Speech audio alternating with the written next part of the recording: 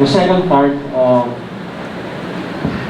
the topic na sinimulan po natin last time, which is unpacking your grace gifts.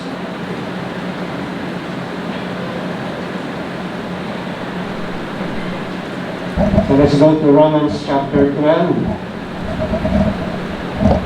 So let me begin by reading verse 6, from verse 6 hanggang verse 8. Having gifts that differ according to the grace given to us, let us use them. With prophecy, in proportion to our faith, with service, in our serving, the one who teaches in his teaching, the one who exhorts in his exhortation, the one who contributes in generosity, the one who leads with zeal, the one who does acts of mercy with cheerfulness. Ngayong umaga ay we will be looking at the next two gifts. Napag-aralan mo natin nung nakaraang linggo yung unang dalawa at yung po yung gift of prophecy and as well as the gift of service. So ngayong umaga ho, ang ating pagtutuunan naman ng pansin ay yung pong gift of teaching na nasa verse 7 at yung pong gift of exhortation na nasa unang bahagi po ng talatang 8. So tayo mo ay manalangin bago tayo magsimula ng araw. Aming dakilang Ama, salamat o Diyos na kami ay inyong pinagkalooban ng pinakamataas na pribilehiyo na maging anak ninyo, na kami ay inyong iniligtas, binigyan ng buhay na walang hanggan. At dahil dito, O Diyos, ay kami ay sa araw-araw ay magbibigay sa iyo ng pusong pagpapasalamat. Bagamat hindi mo sapat ang mga salita upang ipahayag at suklian ang iyong kabutihan. Gayunpaman, Panginoon, kami ay inyong binigyan ng kautusan to be thankful in all things, and most of all, to be thankful for the great salvation na aming po natanggap mula po sa inyong mabuting kamay. At Panginoon, ngayong umaga, tulungan mo kami na sa aming pagbibigay at paglalaan o oras sa pag-aaral muli ng Aklat ng Roma, ang iyong salita. Tulungan niyo kami, Panginoon, na ito ay aming pong tunay na maunawaan. Hindi namin gamitin ang aming sariling karunungan o kagalingan. Kung hindi kami ay maging mapagpakumbaba. At ma-realize namin, Panginoon, na kung wala ang kilos ng inyong banal na Espiritu at kung kami ay hindi niya bibigyan ng karunungan, ay walang anumang bagay na aming maririnig ang aming naintindihan. Kaya, O Diyos, kami ay inyong kaawaan. Tulungan niyo kami na maging mapagpakumbaba. Basagin ninyo ang anumang uri ng pagmamalaki na naghahari pa rin sa aming mga buhay. At makita namin, Panginoon, na ang tagumpay sa buhay Kristiyano ay nakasalalay sa inyo, sa inyong mga salita, at sa pagpapasakot sa inyong kalooban. Muli, Panginoon, sa lahat ng inyong gagawin, kayo lamang, Panginoon, ang siyang maitaas at maluwalhati. Ito, Diyos, ang aming panalangin sa ngalan ni Jesus. Amen. So again, ang ating pong titulo ay Unpacking Your Grace Gifts. So just as a quick review, nabanggit mo natin na yung grace gift, as we look into the next slide, is a supernatural gift given to serve God and others. Kaya ho, si Pablo rito ay hindi ho niya tinatalakay dito yung mga natural na talento ng tao, kung hindi yung mga tinatawag niyang unique, God-given, Spirit-enabled gift para ito ay magamit ko sa paglilingkod sa katawan ni Kristo. Sa kaparaanan na ang Diyos ang naluluwalhati at kapag iisa ang Iglesia ng Panginoon. Kaya yun po ang dahilan kung bakit lahat tayo ay meron mga grace gifts na tinatawag. Alam ko ho na lahat tayo ay marami na ho tayo natanggap, lalo na kung medyo mahaba na yung ating buhay dito sa mundo, marami na ho tayo natanggap ng mga regalo. Regalo na dahil sa binigay sa inyo nung birthday mo, or nung Pasko, o kung ano mang okasyon na pinagkalooban ka ng isang regalo. At minsan may mga regalo ho na pagka binuksan natin, naibigan natin. At tuwa-tuwa ho tayo, gusto natin gamitin. May mga regalo naman na although we are thankful, pero hindi tayo masyadong excited kasi nga ang tingin natin ay parang hindi naman natin yung magagamit. Kaya usually, ang nangyayari ay hindi natin ito ginagalaw, hindi natin nga ay ginagamit, at minsan ay naalikabukan na lang, or better yet, ang ginagawa natin ay ito binibigay na lang natin sa iba. Of course, may kanya-kanya po tayong pananaw dyan dahil ang iba sinasabi nila, bakit mo naman ibibigay sa iba? Iniregalo na sa iyo.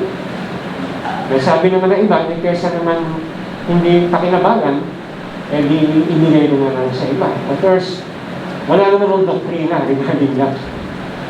Whether pwede mo bang ibigay yung ibinigay sa iyo, or itago mo na lang yung bagay na ibinigay sa iyo as a sign of respect doon sa nagbigay.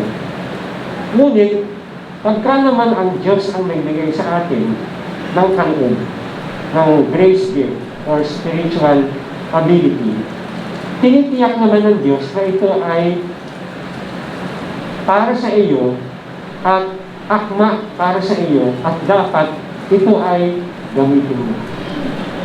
Kasi yung gift na yan na binigay ng Diyos sa iyo, hindi mo yan pwedeng i-reject. Hindi mo pwedeng sabihin na, Lord, pwede bang ita-transfer ko na lang yung gift na yan, bibigay ko na lang sa iba, kasi ayaw mong gamitin. And I think it is not only offensive sa Panginoon Diyos, kung hindi nasasayang yung gift na binigay sa ng Panginoon, dahil kaya nga yung binigay sa iyo, para ikaw ay una-una mag-glorify mo ang Diyos when you use that gift, and at the same time, you will be able to contribute to the edification ng katawan o ng church ng Panginoong Jesucristo. So kung lahat po ng member ng parts ng isang human body ay nagpa-function ng tama, kumikilos ng tama, healthy yung buong katawan ng tao. But if one part suffers, sabi nga ni Paul, then the whole body also suffers. Ganito yung mangyayari. Kaya mahalaga na ang Kristiyano ay hindi mo magkaroon ng tinatawag na spectator mentality. Of course, we do not have a problem with the word spectator kung ang konteksto mo niyan ay ikaw ay nasa isang arena, nasa isang stadium ka, nasa isang coliseum ka, at ikaw ay nandoon para mag-root lang o mag-cheer lang sa mga favorite teams mo o favorite players mo. Walang problema na meron kang ganong spectator mentality. Pero pag yun ay dinala mo sa church, doon nagkakaroon po ng problema dahil ibig sabihin, hindi naiintindihan ng isang Kristiyano, ng isang taong ligtas na siya ay inilagay ng Diyos sa isang local church, hindi para maging spectator, or hindi lamang para to cheer or to root for the people. Although of course we need to encourage those na nagsiserve, pero hindi lang hanggang doon ang disenyo ng Diyos para sa isang Kristiyano. Kaya nga, inunleash ng Panginoon o kanyang nilabas, binigay ang mga spiritual gifts sa atin para lahat tayo ay magkaroon nito. So, bawat isa ay binibigyan ng Diyos, either at least one, some are given more than one spiritual gift. Nang sa gayon ay ito ay gagamitin ng isang Kristiyano. So, yun po yung grace gift na tinatawag. And then, when we look at, just very briefly, para medyo masariwa lang po ng kaunti, yung ating mga napag-aralan na dalawang gift na sinimulan po natin last time, tignan mo natin yung una na spiritual gift dito. At ito mo ay, sa next slide, makita natin yung gift of prophecy. Kaya sabi ng verse 6, yung second part of verse 6, if prophecy in proportion to our faith. Ngayon ho, meron dalawang elements yung prophecy. Unang-una ho, yung tinatawag natin na foretelling. So ito ho yung mga pagpapahayag, pag-predict na mga mangyayari in the future. So ibig sabihin, hindi pa sila nangyayari at present, in the present time, mangyayari pa lang ho sila. So whether it will happen tomorrow or in the next 50 years or so, yun mo ay tinatawag na foretelling, F-O-R-E-T-E-L-L-I-N-G. Foretelling mo yun. Yan mo ang ministry, bahagi ng ministry, and by the way, that is not the only ministry of the prophets in the Old or even in the New Testament times. So, meron mo mga nilalagay ang Diyos sa kanila, minsan yung mga visions na tinatawag, okay, especially before na kompleto yung 66 books of the Bible, meron pong mga nire-reveal sa mga tinawag ng Diyos na mga prophets. So, these prophets, of course, are not only confined to those who are included in the major and the minor prophets, pero alam din natin na may mga Bible characters din na sila ay binigyan din ng Panginoon Diyos ng mga visions and dreams at ng mga salita na kanilang isinaad o itinuro publicly sa mga tao. So we're not just confining the word prophets doon po sa mga nasa major and minor prophetical books. So yun po yung foretelling. Pero yung forthtelling naman, F-O-R-T-H-T-E-L-L-I-N-G, ito naman po yung pagpapahayag ng katotohanan, ng mensahe ng Panginoon Diyos. Kaya even yung mga prophets in the old times, hindi lang po sila nagpapahayag ng mga mangyayaring mga bagay, kung hindi yung mismong gusto ng mensahe ng Panginoon Diyos sa kanila at that very moment in time. Kaya we believe na ngayon po sa ating church times or in the new dispensation ay sarado na yung pong revelation ng Panginoon Diyos dahil yung mga gusto kong ipahayag ng Diyos in the past, in the present, and in the future ay kinumpleto na muna. Kaya ibig sabihin, ang ministry ngayon ng isang nagtuturo o nagbabahagi ng salita ng Diyos ay yung pong tinatawag na ministry of forthtelling. So kung ano man yung nakasulat at tinuturo sa Biblia, yun na ang kanyang inihahayag.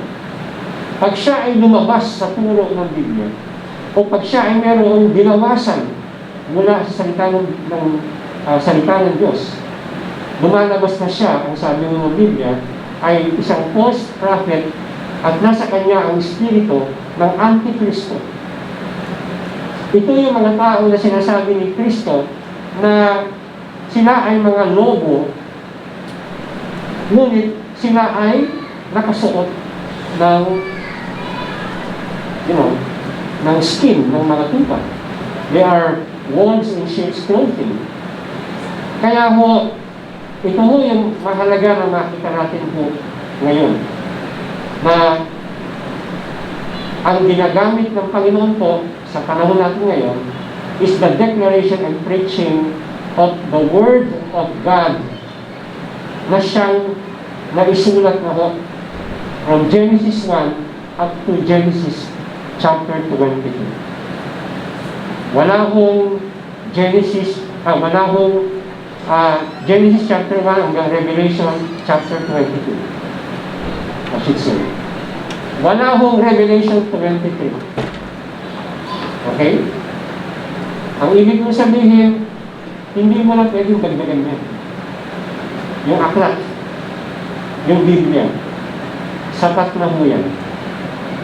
So outside of those teachings that are embodied in the body of doctrine in our Bible, brethren, yan po ay heretical in nature. They are demonic teachings and therefore they are to be rejected. Ang sabi ni Paul, even if an angel from heaven come down and preach a gospel that I have not taught you, sabi po mo, let him be eternally condemned. The messenger and the message must be eternally condemned. Anathema, ano po, in the literal meaning of that. And then the next thing na nakita mo natin, number 2, is yung service. Sa verse 7 po yan, first part, yung service in our serving. Nabanggit ko natin na ang idea mo dyan, sa next slide, ay yung lalaki o yung babae na merong ganitong klaseng kaloob, ang kanya kung talagang naisip lagi ay to lift up the burden from someone else. At yun ay kanyang ilagay na sa kanyang sarili. Ito yung meeting the practical needs of the brethren. So ang nakikita nila sa kanilang sarili ay nasa sila, supporting role. Kaya masaya na sila, kontento na sila, na sila ay nagtatrabaho sa likuran ng entabladong ikaw. Kaya sila ho yung mga tao na pagka pilitin mo ilagay sa harapan ng entablado, pag pilitin mo silang ilagay sa center stage, sila ho yung mga nanginginig. At parang napaparalyze. Parang hindi makakilos. So we should never judge yung mga tao na pagka nilagay mo sa entablado ay parang sila ay na-immobilize. So you cannot judge them and say na ano ba naman, brother, yung ba alam para sa Panginoon yung ginagawa mo? Tignan mo ako, kaya-kaya ko tumayo sa harapan. Hindi ako naninervyos. Hindi mo eh. May mga taong tinawag ng Diyos para tumayo sa harapan and be effective and be used mightily. Pero meron din mong mga tinawag ng Diyos na magtrabaho sa likuran ng entablado. And they are equally effective and equally important yung kanilang mga ginagawa. Because as long as you are exercising your spiritual gift and you are doing that out of your love for God and with gladness in your heart, yun po ay mayroong value sa Panginoon Diyos. Kaya po yung mga tao na mayroong gift of service, although nabanggit natin last time na we must all be serving in one way or another, pero sila po yung mga tao na parang lagi silang naghahanap ng need at nais nila na punuan yung need mo yun. Nais nilang tumulong. So makikita nyo itong mga tao nito usually gusto nila sa logistics ministry. So hindi mo sila yung mga tao na gustong laging nasa, alam niyo ba yung clearing operations? Yung pagka may kainan, gustong laging ubusin yung mga tirang pagkain. Ang tawag nyo ng clearing operation. Biro lang mo hindi lang masama mag-take out. Okay? Kaysa naman wala kakain. Pero, kidding aside sila ho yung mga gusto ho nila ay nag-i-initiate sila na kung anong pwede nilang may ambag, may contribute, may tulong. Nang sa gayon ay yung mga nakikita nilang mga leaders din ay para mabawasan yung mga nakikita nilang masyado ng maraming load ay sinasabi nila ipasalog nyo na lang sa amin. Parang ganun. Yung mga bagay na hindi nyo kinakailangan intindihin na para makakonsentrate ko kayo sa inyong mga gifting, kami na po ang sasali dyan. Kami na po ang gagawa yan. Nandun ho yung kanilang initiative at kaya sila ho yung mga tao na hindi mo na sila kinakailangan pakiusapan o sabihan na gawin mo ito. Meron silang laging pag-uusap. Parang sila ho yung mga tao na pag nagawa na nila yung kanilang trabaho, ang kanilang mentality, what's next? Ganun mo agad. Ano ba yung susunod? Pag natapos na naman, what's next? So parang sila ho ay laging, kumbaga sa traffic light, laging naka-green light po sila. Kumbaga sa gear ng kotse, parang nakakita mo lagi sila. Parang go, go, go. And parang sila yung mga Marthas in a nice way. Ano? Kasi minsan pag sinabing Martha, laging negative ang dating. Pero hindi ho. No? Magandang karakteristik mo yung kay Martha kasi nandun mo yung kanyang gift of serving. She is very zealous. May mga times na kinakailangan siyang balansehin ng Panginoon Diyos. Ano ba? So, yun po yung gift of service. And we praise the Lord sa mga tao na alam nila na meron silang ganitong klaseng grace gifts or spiritual abilities. Kailangan sila ng church. Pangatlo, so we look at the number 3, spiritual gift. At yun po yung teaching. Ang sabi mo, ng Romans chapter 12, verse 7b, for he who teaches in his teaching. So yung Greek word po dyan ay didaskon, or teaches, and it can refer to what is taught as well as to the act of teaching it. Yun po yun. Maganda ko yung sinabi or commentary ni John MacArthur. In the next slide, sabi niya, the Christian who teaches is divinely gifted with special ability to interpret and present God's truth understandably. The primary difference between teaching and prophesying is not in content, but in the distinction between the ability to give systematic and regular instruction in God's Word. So, ano po yan, no? Parang binigyan po niya ng major distinction yung pong tinatawag na prophesying or preaching doon po sa teaching. So, walang pagkakaiba sa content. Siyempre, galing mo sa Bible dapat, no? Whether it's preaching or it's teaching. So, it's not the content, but it is the difference of ability. Yung mga gifted ay meron pong tinatawag na ability to systematically and regularly instruct God's Word. So, yung binabanggit po sa ni Paul kay Timothy, ano ang sabi roon sa kanyang sulat sa Timothy,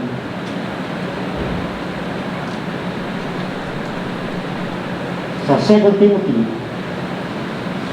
chapter 2, verse 15. Do your best, sabi niya kay Timothy, to present yourself to God as one approved, a worker who has no need to be ashamed, rightly handling the word of truth.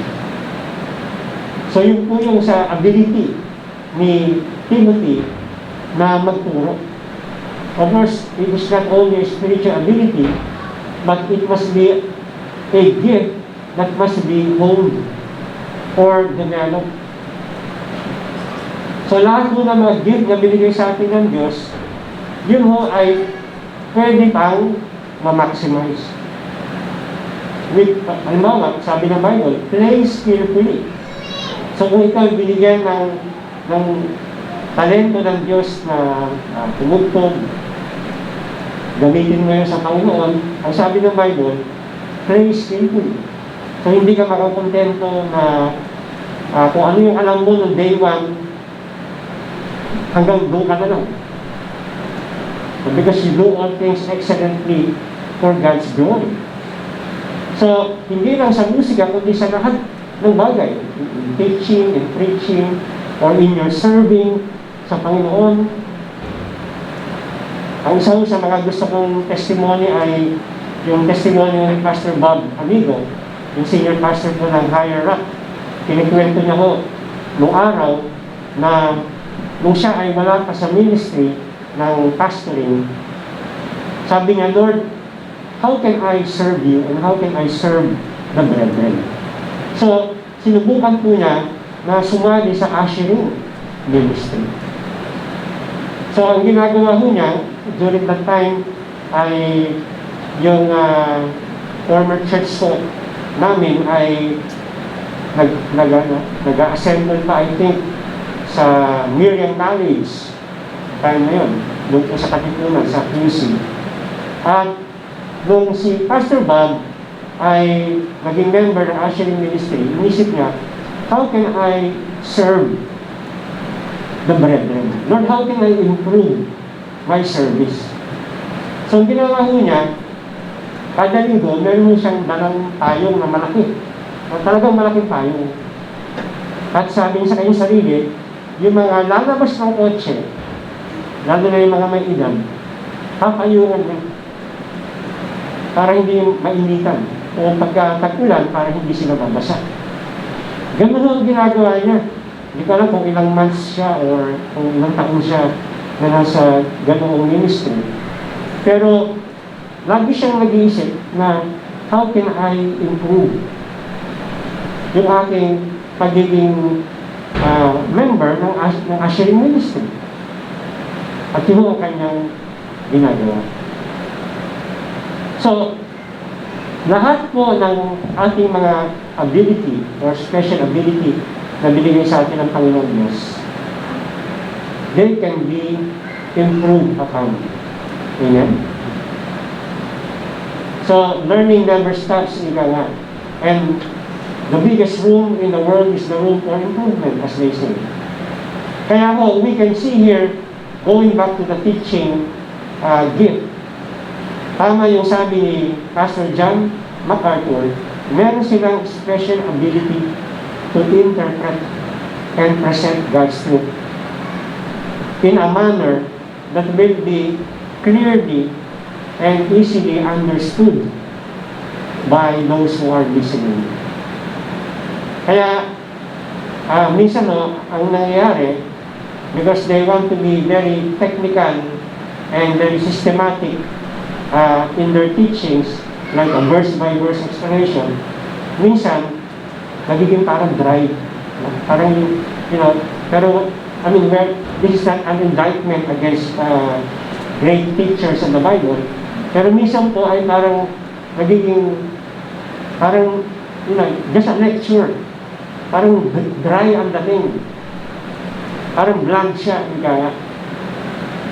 Pero of course, again, hindi pa sila sinisisi dahil nandun po yung kanilang gifting. However, if you are a pastor, naniniwala po tayo that based on the the Greek language, pagdating mo sa Ephesians chapter 4, okay, samahan niyo po ano, Ephesians chapter 4, meron din mo kasing listahan ng mga offices dito. Mostly about leadership. At sinasabi mo ni Paul sa Ephesians chapter 4, simula ko dito sa verse 11. 4:11. Sabi niya, and He gave the apostles, the prophets, the evangelists, the shepherds or pastors, and teachers to equip the saints for the work of ministry for building up the body of Christ. So we can see here that in the Greek, it is actually one office only, yung pastor, teacher.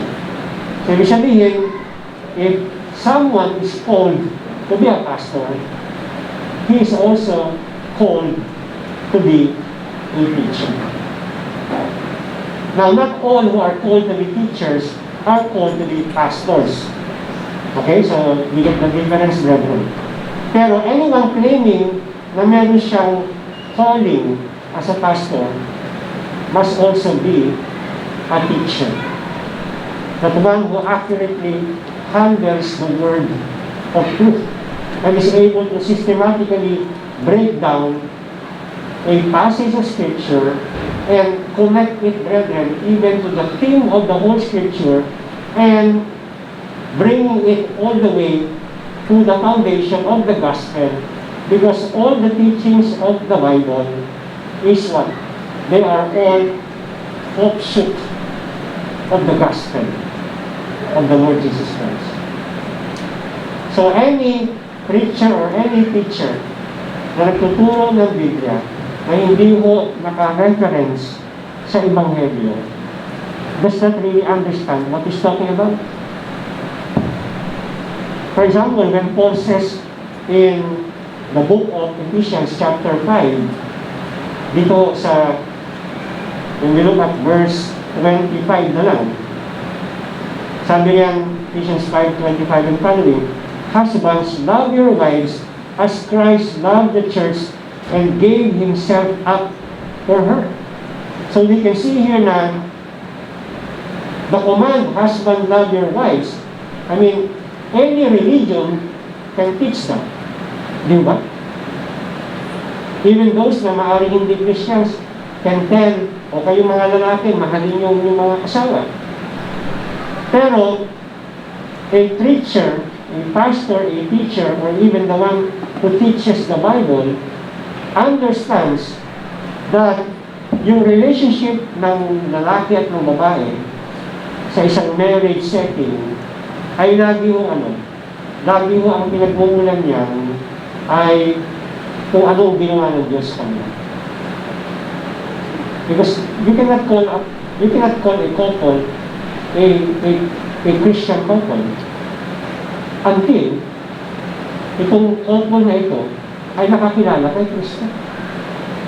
And you cannot even tell an unbeliever or an unbelieving couple to love one another even as Christ loved the church and gave Himself up for her. And it will be inadequate or insufficient na sabihin mo sa isang Christian couple na magmahalan kayo, pero hindi mo naman binabanggit sa kanila na ang dahilan kung bakit kayo ay magmahalan o to submit to one another ay dahil ganyan ang ginawa ng nagligtas sa inyo. Siya ang tularan ninyo. Siya ang inyong motivasyon. Siya ang nag-empower sa inyo na gawin ang mga bagay na ito. At meron kayong kakayanan dahil Christ lives in you. And the Holy Spirit empowers your Christian life or your marriage life. Kaya ho, mahalaga na maipakita mo yan lagi ng sino man na nagtuturo ang salita ng Diyos. It is always anchored on the gospel of salvation. All the practical things na ginagawa ko natin sa buhay, whether you are working, you are studying, you have a relationship with someone, and you are raising up children, and you are cultivating your relationship with your wife or your husband. Kaya ang sabi ni Paul kay Timothy, in the next slide, sabi niya, and what you have heard from me in the presence of many witnesses, entrust to faithful men who will be able to teach others also. So, take note po doon sa sinabi ni Paul na able to teach. So, ibig sabihin, may mga iba ho na maaaring hindi talaga yun ang kanilang gifting. Yes, they can share the gospel, probably they can lead someone to Christ, or encourage others. Pero sabi ni Paul dyan, entrust mo ito sa mga tao na aside from being faithful, of course, all of us are called to be faithful. Pero sabi rin dyan, who will be able? There must be the special ability. So not everyone who is discipled have the spiritual ability to be able to teach others also. Yun po yun. So we're taking the pressure off our disciples by not demanding from them na dahil ako magaling magturo, dapat ikaw din. Dumating yung araw na magaling ka na rin magturo. Di, ang mahalaga ho sa buhay is to be Christ-like. Di ba? And then, paubayan ko sa tao noon kung ano yung gift na binigay ng Diyos sa tao na yun. It might not be on in the gift of teaching. It might be in other areas ng ministry. So the important thing is discipling. So there are people who are indeed gifted to teach. Katulad po nila Paul and Barnabas. In the next slide, makita natin na si Barnabas, of course, it goes without saying, si Paul had the gift of teaching. Sabi mo ng Acts 15:35, but Paul and Barnabas remained in Antioch, teaching and preaching the word of the Lord with many others also. Okay? So, sila ho ay meron pong gift of teaching. Hindi ko na lang na isama dito si Apollos. Siguro you come across sa pangalan po ni Apollos in the book of Acts, no? Even in 1 Corinthians, na si Apollos ay is a very eloquent man in terms of explaining yung scripture. He was mighty in scriptures. Ang sabi ng book of Acts, he was speaking and teaching accurately the things of the Lord. Although siyempre, meron pa mga kulang sa kanya, kaya nga later on, yung mag-asawang Aquila and Priscilla had to, parang help him and explain to him further the way of God more accurately. So meron pong nag-disciple pa rin, naging mentor itong si Apollos para mas lalong, bumanda yung kanyang pagtuturo ng salita ng Diyos. Si Aquila at saka si Priscilla. So you can just check that out sa Acts 18:24 hanggang 28. So, what is the main difference between prophecy and preaching? In the next slide. Prophecy is an urgent verbal proclamation. Ibig sabihin, kinakailangan mo siyang talagang ilabas. There is an urgency. Meron pong pleading. Nandun mo yung pleading. Kaya when you look at, for example, the book of Romans, it is actually a combination ng preaching and teaching. Kasi nandun pa rin yung urgency ni Paul. Like in Romans 12:1, I urge you Therefore, brethren, by the mercies of God. At mamaya, papasok tayo dyan mo sa pagdating mo sa exhortation aspect na yan. Yung teaching naman po is a systematic process. Taking people from one point to the next. At nagbibigay mo siya ng clarity and correctness sa mga bagay na otherwise are a little vague or cloudy or shady. Nagbibigay mo ng kaliwanagan at kaayusan sa kanyang binabahagi. So yun po yung major or main difference po ng practice and teaching. And of course, when we talk about teaching, ang number one po natin halimbawa dito, na merong gift na ito, ay walang iba kundi ang ating Panginoon sa Kristo. We can see in the next slide na in the Gospel of Luke, this is the post-resurrection scenes, mga pangyayari, na kung saan pinaliwanag niya doon sa dalawang disipulo pagpunta sa road to Emmaus, na hindi nila naintindihan yung mga pangyayari nung pinresify at namatay ang Panginoon. So sinasabi niya na he had to explain yung mga details po, beginning from Moses up to his time. Kaya nga later on, naliwanagan po sila at nasagot yung kanilang mga katanungan. So Christ had this gift. And of course, in the church naman po, sa mga local church, next slide, ang mga elders also have this gift of teaching. Okay, correction lang dyan, hindi pa exhortation, gift of teaching. Sabi mo ng 1 Timothy 3:2, isa sa mga qualifications that you are an elder is that you are able to teach. Okay? Nakakalungkot ko dahil maraming mga churches hindi nila binibigyan mo ng kahalagahan yung criteria na ito. Kaya maraming mga churches kahit na hindi kayang magturo ng tao, ginagawa ko nilang elder. Kasi siya na yung pinakamatanda sa church. So bilang paggalang, gawin na natin elder. So, parang paramihan na lang ng puting buhok. O paubusan na lang ng buhok. Yung mga wala ng buhok, gawin natin elder na. Hindi ho yun ang walang ganong criteria. Wala sa patagalan. Yung iba naman po, yung pinakamayaman, yun ang gagawing elder sa church. O yung pinaka-famous, yung pinaka-influential, yun ang gawin natin elder. Wala mo yun. Of course, we're not saying na pag ikaw ay famous, hindi ka pwede maging elder. No? We're not saying those things.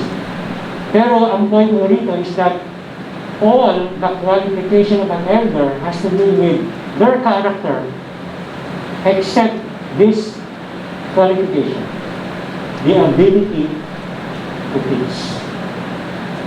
Yan ho ang naging problema namin noon sa dating church sa Quezon City. That the elders who were appointed sa church na yan, they do not have the ability to teach. Kaya ho na nakakaproblema na sa mga doktrina.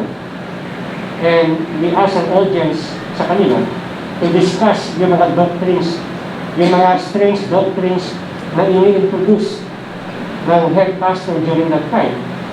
Ang sagot sa amin ganito, kayo na lang mga pastor ang mag-discussion.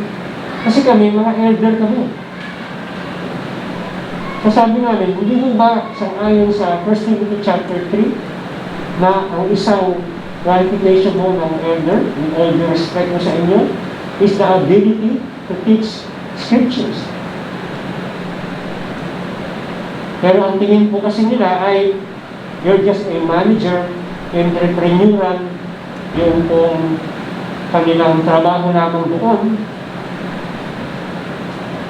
Liaison officers, taga labas lang ng pera kung may kailangan. Ganun ang kanilang pagkakaunawa ng elders. Pero pag wala ho niya ang ability to teach, it means na hindi mo siya tinawag kasi elder. So wala namang problema. He might be called to another ministry. Nasa kanya na po yun kung he will be humble enough na dito ako sa ministry nito, wala para ako dito sa ministry na ito. But every elder will be given by the Lord, if you are told in this ministry, will be given the spiritual ability to teach the Bible. Amen? Okay, last, number 4 for our study ngayong umaga. Ay nasa verse 8. So, balikan mo natin yung Romans chapter 12. Yung verse 8 ko, first part, sabi yan, the one who exhorts in his exhortation. So ito na ho yung gift of exhortation. So the one who exhorts in his exhortation. So parang pagka sinimplihan mo yung sinasabi niyan, if your gift is exhortation, then by all means, exhort. Sabi mo. And one Greek scholar said na yung word na exhort ay galing sa Greek word na parakaleo, yung word na para yung side. Ano? Hindi mo gitna. Kasi pag pumara ka, di ba sa gitna mo, umiling ko. Hindi ata nila alam yung Greek word ng para. Ibig sabihin side of, alongside, beside. First, I'm just kidding. You don't expect them to know Greek. Ano? So, parakaleo means para, side of. And then, yung pong kaleo, ibig sabihin ay to call. So, to call alongside. Pagka pinagsama po natin yung dalawang Greek. Pagka pinagdugtong natin yung dalawang Greek na yun, kaya parakaleo. So, literally, it is calling one alongside. To call someone to oneself. Madalas ang ating number one na idea nito ay pagka meron kong yung namamatayan. So, namatayan yung kaibigan mo o may namatayan sa mga kamag-anak mo. And usually, tayo ay dumadalaw, di ba? So, nakikiramay mo tayo. Parang we're trying to encourage and uplift yung spirit ng tao as we say our condolences. At minsan tayo nagbibigay sa kanila bilang tulong. Pero it actually even goes beyond those things na akong binabanggit. Ang sabi nga ni Ray Steadman, next slide, sabi niya, frequently this gift of exhortation is given in the gift of teaching, but it is a different gift entirely. The gift of exhortation is the capacity to move the will, to warm the heart, to impel to action.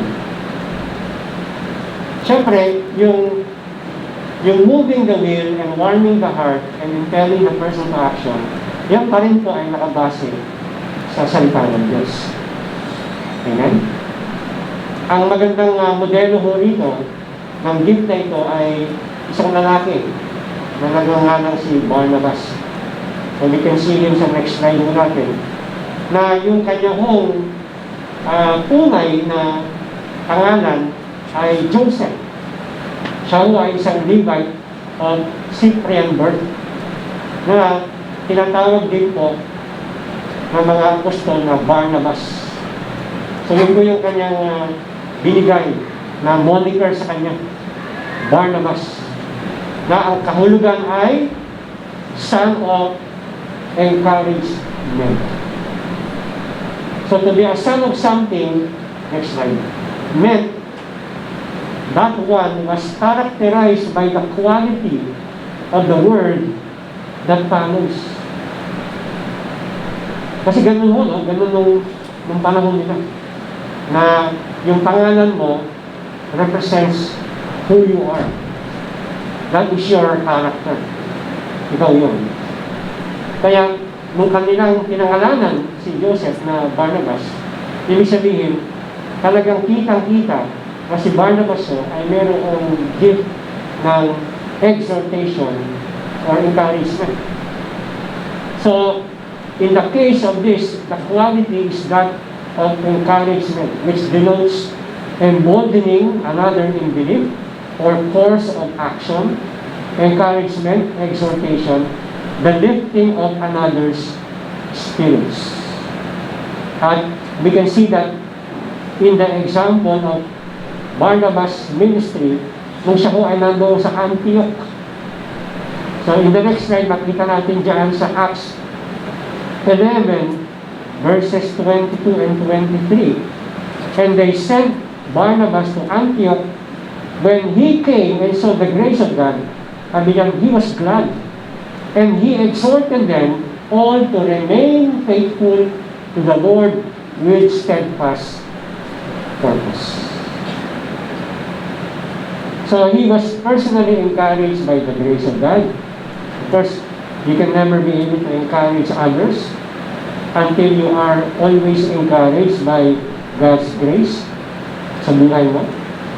Because you cannot give something you do not have in the first place. If you are not encouraged by your relationship with God and what God is doing in your life, then you will not really be able to uplift the hearts of others. So when he was glad because of the grace of God, ang ginawa ho niya rito, he exhorted them. At ano ho yung pinaka-main exhortation niya? Yung core ng kanyang exhortation ay manatili kayong tapat sa Panginoon. You must have a steadfast purpose in your walk with Him. Sabi ho ni Dr. Stephen Cook in the next slide, he noted, and I quote, Barnabas was noted as being an encourager who sacrificed his own resources to be a blessing to others. So as early as Acts chapter 4, we can already encounter yung kanyang name dahil siya po ang isa sa pinakakauna-unahan, hindi mo siya yung pinakauna, na nagbigay ng kanyang property. At yung pera na yun ay nagamit sa gawain ng Panginoon Diyos. He was called a good man, full of the Spirit, Holy Spirit, and of faith, Acts 11:24. And one along with Paul, who risked his life for the name of our Lord Jesus Christ. Barnabas was not without his flaws. However, he possessed the qualities one would like to see in a Christian leader, as he sought to build the Christian community by means of grace, love, and solid biblical instruction. Churches and Christians need people like Barnabas who will stand with them, give them wise counsel, and encourage them in their walk with the Lord.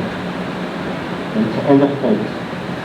Kaya ho, Barnabas was definitely a special picture of a man given the spiritual ability to exhort, to encourage.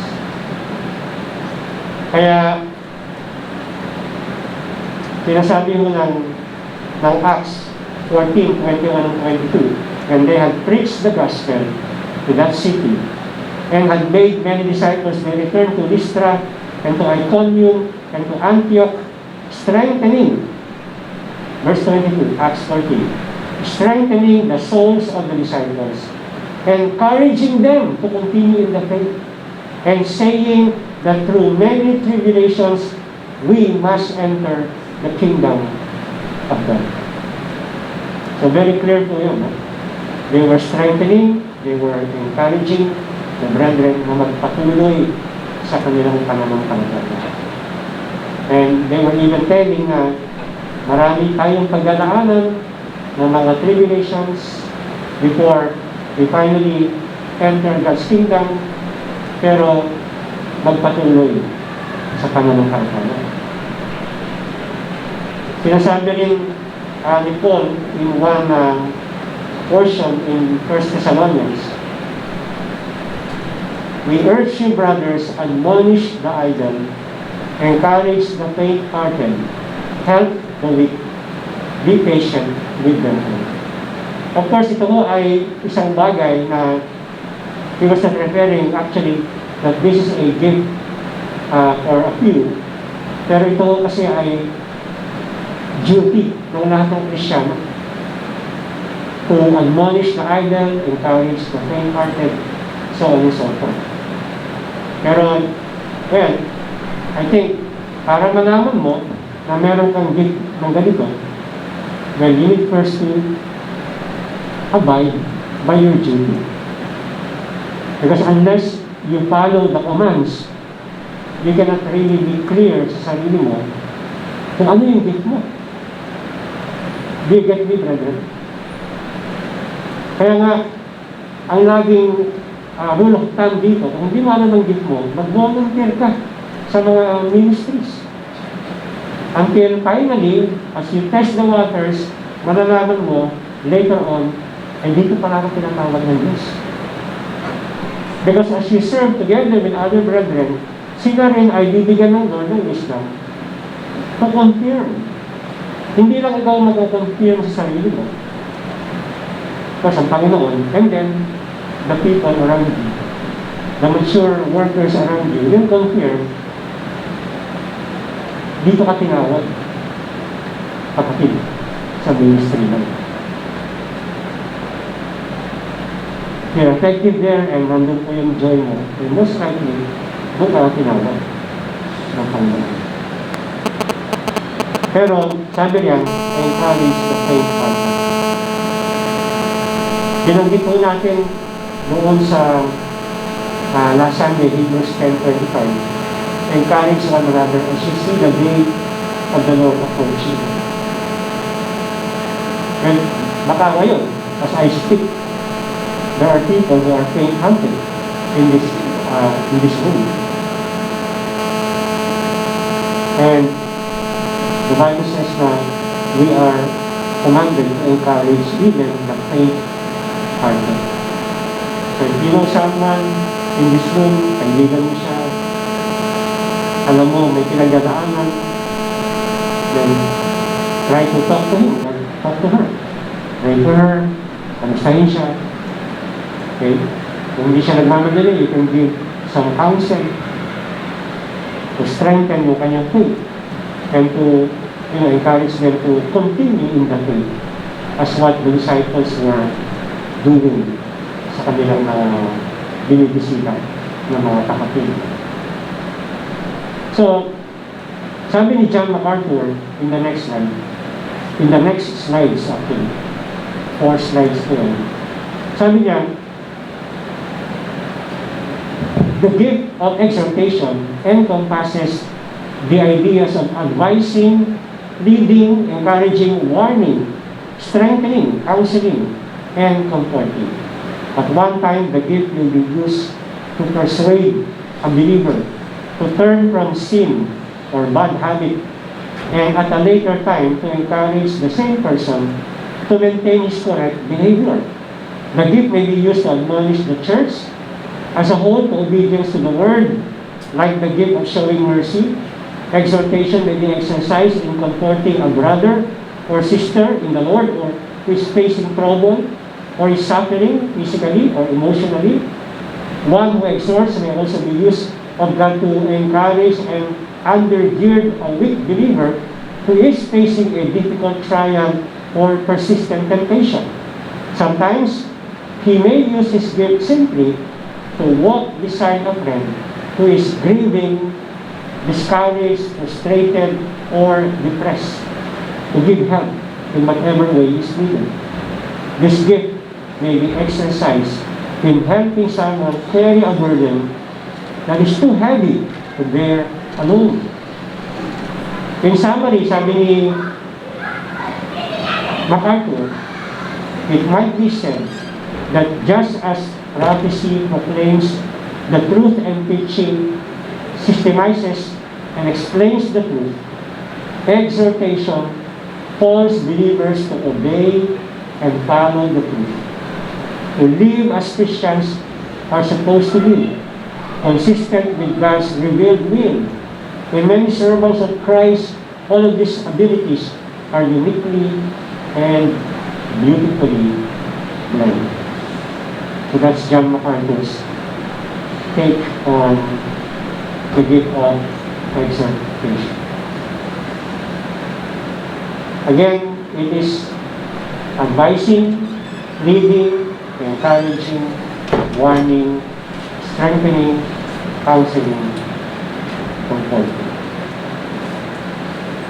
So kung nandun yung drive mo sa mga binabanggit dito na characteristic ng isang may spiritual ability of encouragement, then continue to do so. Because what the church needs are more encouragers. Amen? Those who will build bridges and not build walls. Those who will reach out. Those who will pull them out of the fire or the line of danger, rather than push them or step on them. What the church needs today are more encouragers. Amen? And to end our teaching, let me quote from David Guzik. He explains the importance of blending teaching and exhorting for a healthy Christian life. Sabi niya, those who are taught but not exhorted become fat sheep that only take in and never live the Christian life. Those who are exhorted but not taught become excited and active but have no depth or understanding to what they do and will burn out quickly or will work in wrong ways. We thank the Lord because God knows exactly on how to build a healthy church. Kaya po, nagbigay siya ng mga spiritual gifts na ito. Like yung teaching and exhortation. And it's up to us to seek the Lord's direction and wisdom kung tayo ba ay pinatawag ng Panginoon to have this particular ministry. As I've said, lahat tayo ay tinawag to encourage and to exhort one another. But there are just some people who are wired by God para sa ganitong ministry. And I hope that we start praying seriously kung ano ba yung mga gift na inihanda ka ng Panginoon para magamit mo for His name. Amen. Tayo din mo na namin. Hallelujah. Father in heaven, we bless and we glorify you